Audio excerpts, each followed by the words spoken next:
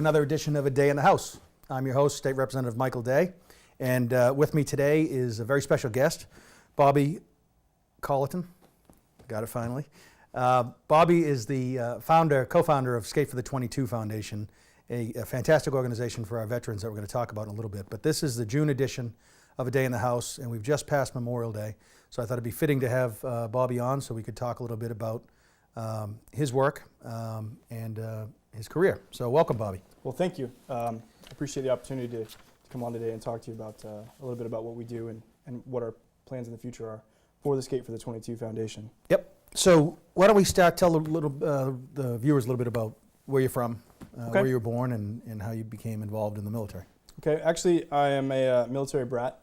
My father spent 27 years in the U.S. Army as a helicopter pilot. I was born in California. And then kind of moved around, bounced around. But finally, when... That explains the sideburns. Yeah, that's right. 90210. So when I was in second grade, he retired, and we moved to his hometown of Spokane, Washington. It's on the eastern side of Washington State, about 30 miles from the Idaho border. So I grew up in Washington State. I grew up in the mountains, outside. So I kind of always knew I wanted to do something outside. I said, what opportunity would give me that? So I kind of always knew I wanted to join the military or serve in some capacity. All my uncles had served. My grandfather had served during the Second World War. My father was a two-time Vietnam veteran. My older brother, still currently in the military. So it's kind of that family tradition to kind of get into the military. So I actually started out by joining the Washington Army National Guard my junior year of high school. I signed up for the Washington National Guard. And when I went to basic training after my senior year, I kind of liked it so much that I said I wanted to do this full time as opposed to just 1 week in a month. I didn't have aspirations at the time to go to college. I just, when you're looking for something to do, it's right there for you. It's a paycheck, it's fun, you get to travel the world. This was in 1998, so it was prior to a lot of the major conflicts that we have now. The only thing we had on the horizon at that time was peacekeeping operations in the Balkans. So I actually enlisted full-time in the active Army. My first duty station was to Fort Drum, New York with the 10th Mountain Division. And then about 6 months after being in the active Army, I actually did deploy. I went to the former Yugoslavia for 8 months as a peacekeeper in Bosnia. It was a very interesting experience. It was, as a 19-year-old, you kind of are, especially a 19-year-old in the United States, you're sheltered from a lot of what happens throughout the rest of the world. So this was, 2 years after the ceasefire, and it was kind of ground zero still, and there was still a lot of tension, a lot of hate between. Yeah, so it hadn't really stabilized at that time, right? Not too much. Right. It was still to the point where there were still hostilities, a lot of anger, a lot of violent attacks against the three groups of individuals, cultures, ethnicities living over there. After that, I came back to the States. I was to the point where I wanted to decide if I wanted to get out and go to college or if I wanted to stay in for a little bit. This was all still prior to 9/11. Yeah. So I decided that I wanted to stay in and travel a little bit more. So I ended up moving to Vicenza, Italy, and was stationed in Italy for the next 5 years of my life. But I moved there in August of 2001. So I arrived in Italy just prior to the September 11th attacks. Once the September 11th attacks happened, it obviously had a big impact on most of America, but it definitely had a big impact on me. Sure. As a very young sergeant with 3 individuals who their basic lives were dependent on me. I told them, when we were doing PT, when they were off, what they could do. Yeah. And it just was on the horizon. You were going to war. You were going to combat. And so I ended up doing 2 combat rotations out of Italy. I was part of the initial invasion of Iraq in 2003. I was part of a unit that parachuted on to an airfield to seize it, to allow follow-on forces from the north to exploit the north of Baghdad. I ended up doing another year tour in Afghanistan after that. So I did 2003 to 2004 in Iraq, and I did 2005 to 2006 in Afghanistan, both at very critical points in those conflicts. After 2006, I had decided that I wanted to try to change my path. I still wanted to serve in the military, but as opposed to being a direct combatant, I wanted to try to help. So I had put in a request to change my job in the Army to a flight medic, but it was denied. I'd already made too much rank. It was just, they didn't want to, have me train into another position. Yep. So I ended up taking a very big chance and a very big risk, and I got out of the Army. And I ended up getting out of the Army with the sole intent of joining the U.S. Air Force. So, which is very difficult to do. Sure. You can't. They tend not to take too many people from other branches. Yeah. And actually, it had to go to the Chief of Staff of the Air Force's level to decide. But I ended up leaving the Army, joining the Air Force, and became a SEER specialist. So I taught survival, evasion, resistance, and escape to aircrew members and special operators for the U.S. Air Force, which was great. I got to teach people the skills I had learned about how to stay alive in combat, so that they may be able to do the same thing if they ever face those situations, whether it's ejecting out of an airplane that just got shot at or shot down, or getting lost from your team while on the ground conducting operations. So I spent 8 years in the Army, then I spent 8 years in the Air Force. After the 8 years in the Air Force, I kind of wanted a break. I was tired of being home for 9 to 10 months and leaving for 6 months and being home for 9. Just it wasn't conducive to family life. So I separated from the Air Force in 2015, February of 2015, and I moved to Massachusetts at that point in time. And you've been back here in Mass since 15, 16? Yep, since April of 2015. Where are you working now? You're at NSTAR? No, actually, I'm at National Grid. National Grid. Yep, so I work on the natural gas side for National Grid. I'm a city-state construction supervisor. So basically what that means is I work with all the municipalities, the DPWs and the DPU, to ensure all our critical valves are left exposed on streets when paving. And you've got Winchester in the Winchester, district? Stoneham. Good. Basically my area is from Boston North. So I have Webster, Leominster, Amesbury, down to Malden, all in between. Good. So, and we first met about a month or so ago. yes. Dan Wessinger, who works with you at Escape for the 22, and I met and decided to try to work together on bringing some publicity for the Skate for the 22 Foundation. So why don't you tell the viewers, if you would, what the Skate for the 22 Foundation is, Sure. and really why you founded it. So for as far back as I can remember, I've been passionate about two things. Passionate about my family and passionate about the sport of hockey. Whether it's watching hockey, playing hockey, in hockey stores, it doesn't matter. Yep. Hockey's a very big part of my life.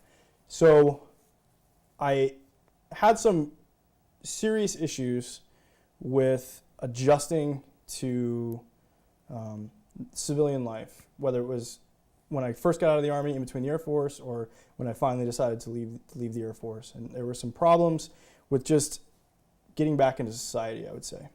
And I see that this was not just myself. So I've had several former teammates who have committed suicide.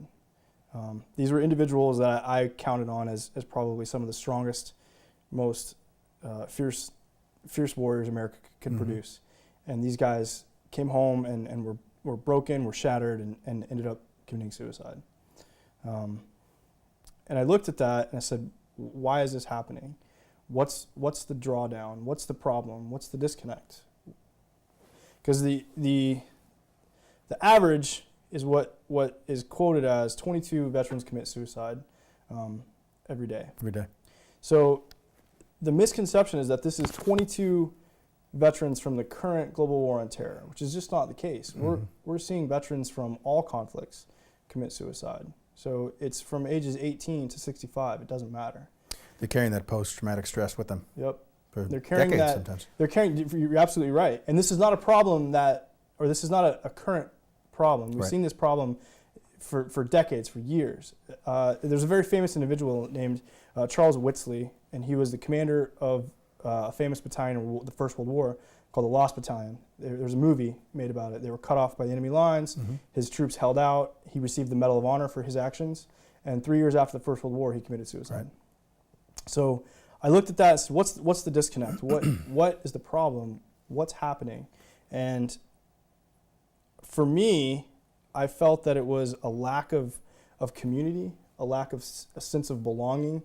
Because once you leave the military, that's your whole family. That's your brotherhood. That's your sisterhood. That's your family.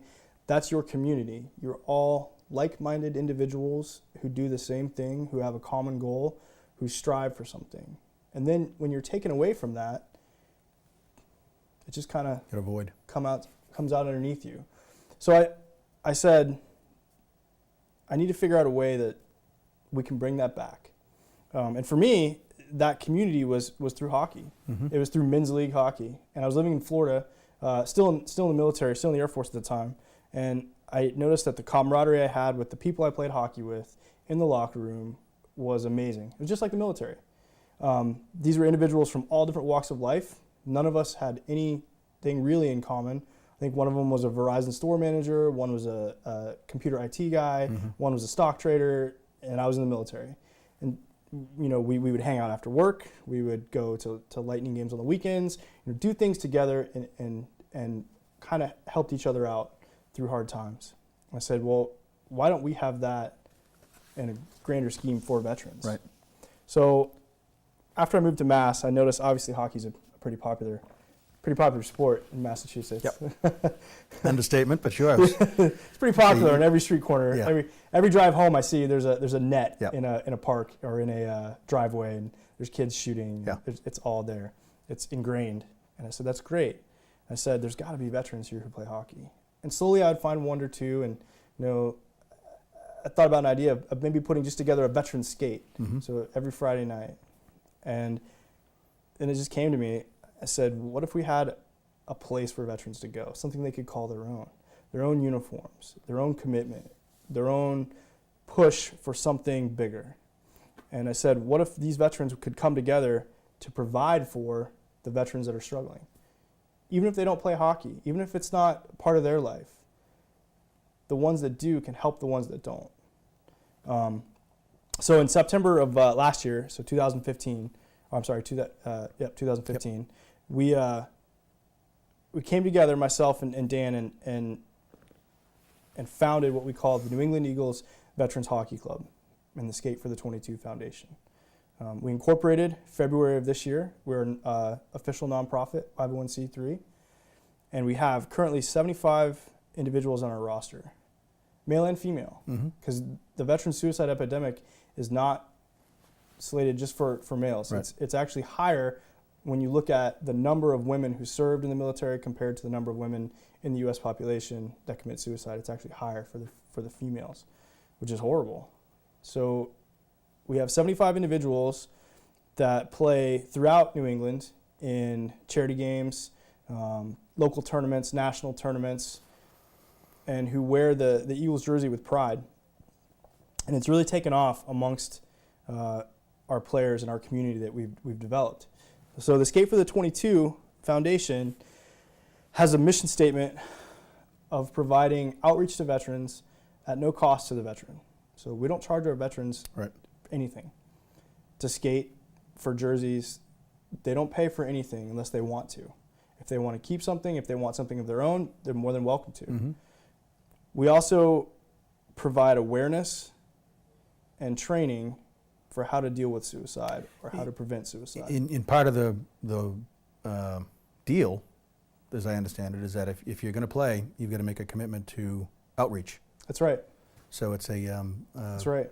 you're providing a service and an outlet for veterans, but you're also saying you've got to give back as well. Absolutely. Even more than you've already given back. Absolutely. And what we found is we don't even have to tell people that. Yeah. They just do it. Yeah.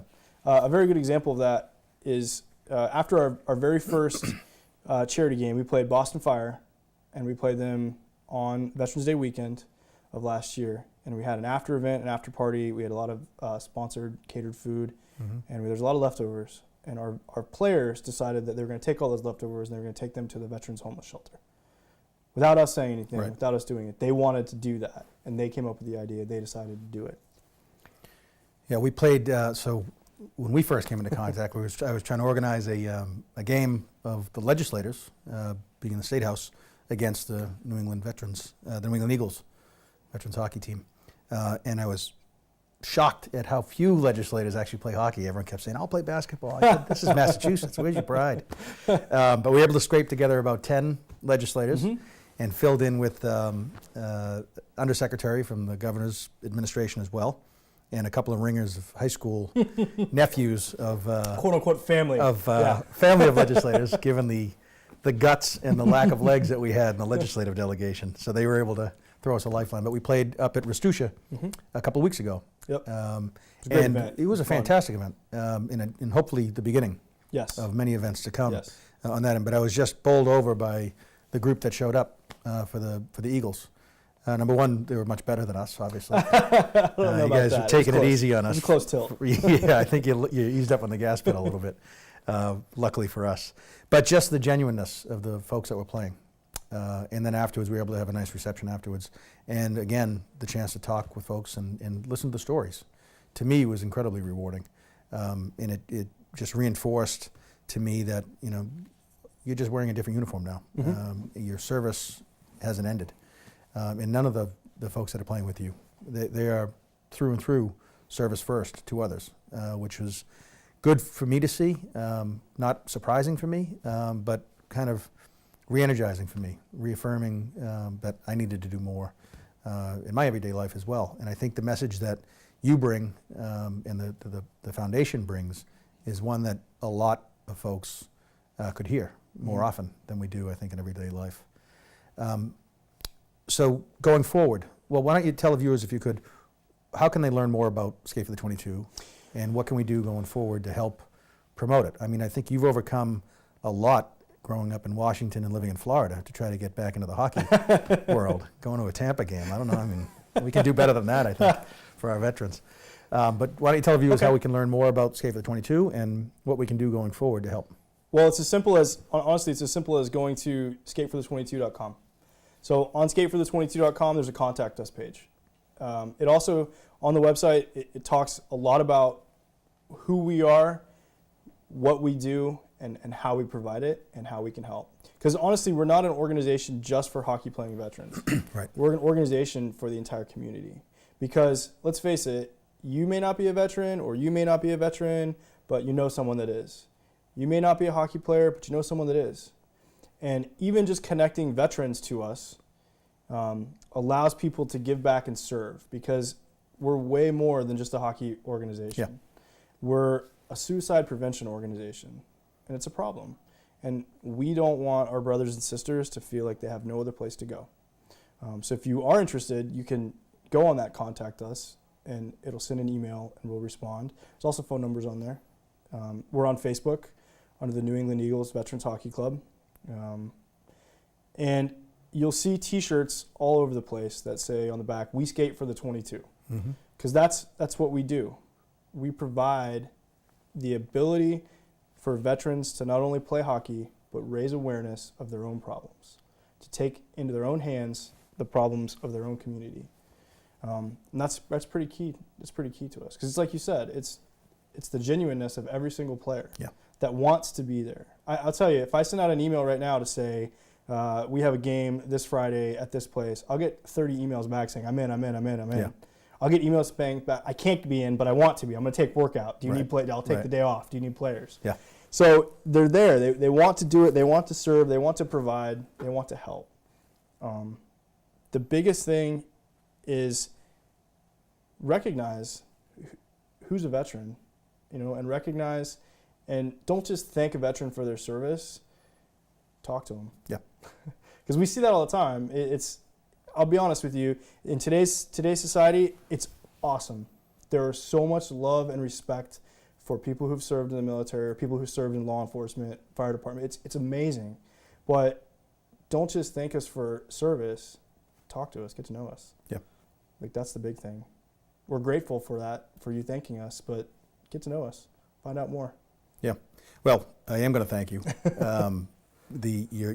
Your own life story is incredible, and the service you've done to this country is unbelievable to me. So I want to thank you for that, and also thank you for what you're continuing to do.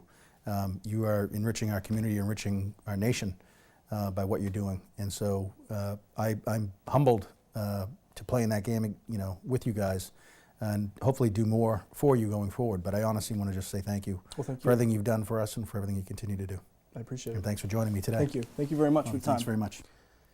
As another Memorial Day weekend passes, our thoughts rightly turn to our veterans, to the heroes who have given the ultimate sacrifice so that we may continue to enjoy our way of life. This weekend should not be about beaches and barbecues and getting away. We ought to take the time to break away from our normal routines, to go to town memorials and to our local cemeteries, to read the names of those veterans buried there, and to pay tribute to those fallen heroes. They are the reason for the holiday. They should be honored and respected, and most importantly, remembered. Our veterans, whether they are part of the ever-dwindling greatest generation who fought in World War II, who served honorably for decades in the National Guard or Reserves, who fought in Korea or Vietnam, or are just now returning home from Afghanistan and other points of conflict, never stop serving our country. We, in turn, must never stop serving and honoring their sacrifices. I'm proud that Massachusetts leads the country in providing the best and most comprehensive services and benefits to our military veterans. This isn't political hyperbole. From the soldiers' homes in Holyoke and Chelsea to affordable rental housing for honorably discharged veterans, from various tax exemptions to financial assistance for continuing education opportunities, Massachusetts is rated first in the nation among all states in the provision of benefits to our veterans. In addition, each city and town has a designated veteran service officer who offers personalized assistance and guidance to veterans and their families. I was proud to recently play a role in providing more for our veterans by voting to pass the Massachusetts Veterans Housing, Operations, Military Service, and Enrichment Act, also known as the HOME Act, which will enhance existing services for our veterans. This bill, among other things, will provide veterans enhanced protections against employment discrimination, more public housing opportunities, increased scholarship opportunities for all children of prisoners of war, exemption from automobile excise taxes for members of the military while they're serving on active duty outside of Massachusetts, and the abatement of property taxes owed by a surviving spouse of a veteran, among other things. This is a good bill, and I'm hopeful my colleagues in the Senate agree and also pass this legislation. Even if this bill passes, of course, we can and all should do more. At the very least, we can participate in our Memorial Day and Veterans Day parades and ceremonies, or we can simply take the time to thank a veteran personally and listen to any stories he or she wants to share. However, we also have many, many more opportunities to honor and provide assistance to our veterans. Our veterans face unique challenges when they come home. After placing their lives in harm's way every day they are on active duty, our veterans always leave part of themselves with their brothers and sisters who remain on the battlefields. Many struggle with depression, anxiety, and other effects from post-traumatic stress disorder upon their return home. Groups like the Glenn Doherty Memorial Foundation, which exists to ease the transition from military life and work to that of a civilian by helping fund educational costs for special operation individuals and their children, can use our time and resources. The foundation stages a fundraising road race every year here in Winchester, in addition to conducting other fundraising activities to support its mission. Another group that can use our help takes a distinctly Massachusetts approach to the crisis of veteran suicide. As you heard earlier today, the Skate for the 22 Foundation, which takes its name from a study estimating that as many as 22 veterans take their own lives every day in the United States, recognizes the therapeutic value in the game of ice hockey and provides veterans with free hockey equipment, ice time, and team games. In turn, participating veterans are asked to volunteer for fundraising events and other veteran outreach programs to let other struggling veterans know that they are not alone, introduce them to some of the resources we have for them in the state. These groups are testaments to the fact that our veterans never stop serving our country, whether in uniform or not. It is up to each one of us to do our part to let our veterans know that we appreciate their sacrifices and that we have their backs when they come home. To learn more about the Glenn Doherty Memorial Foundation, visit www.glendohertyfoundation.org. To learn more about the Skate for the 22 Foundation, please visit their website at www.skateforthe22.com. To learn more about other opportunities to give back to our veterans, please contact my office at michael.day@mahouse.gov or by calling me at 617 722-2582. I'd like to thank my guest again, Bobby Colliton, as well as our crew, Melody Wing, Dave Gauthier, Anthony Gameri, and Suzette Ferdinand. Thank you.